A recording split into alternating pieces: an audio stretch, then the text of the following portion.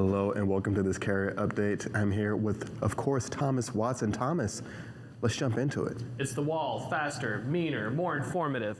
Welcome to The Wall. Definitely with the new format, we have three topics we're going to be talking about today. The first one is tender rejections are following, and then secondly, we'll talk about spot rates, and finally talk about fuel. Tons to talk about, so let's dive right in. Instead of the 100 days of summer, we're looking at the 100 days of outbound tender rejections continuing to fall. If you notice here, we're finally leveling off around 8.47% nationwide, but this is definitely something to keep an eye on, as if you notice, volumes have finally started to maintain some level of plateau. So if you're looking at the fact that volumes are stabilizing somewhat, we have volatility, of course, looking at our index, but what that tells me and leads me to believe is the continued amount of capacity entering the market right now is further putting us in a situation where it is becoming increasingly difficult for carriers on the spot market to navigate these choppy waters.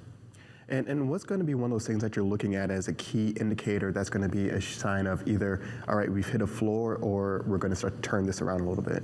I would look at the rejections, because any kind of movement in the volumes, it becomes more difficult for a carrier, or a carrier gets better options. We're going to see rejections move upwards, or edge upwards at the very least. If we continue to see it move downwards, we're understanding now that the shipper is getting control in terms of, I have the freight, there's too many of you, let's make a deal, may not like it. And so that's kind of the first part. Our second chart coming up here that we're going to be previewing later on is the FreightWaves National Truckload Index. It's a 7-day average, just released it, hot off the press. We're talking about spot rates from our trusted rate, the track, the consortium. And so we're having a similar story here. The one below us is removing the fuel surcharge. But if you've noticed, as we're approaching Q2 begins, it's not looking pretty. Rates are continuing to go downwards. So this is kind of flashing some warning signs.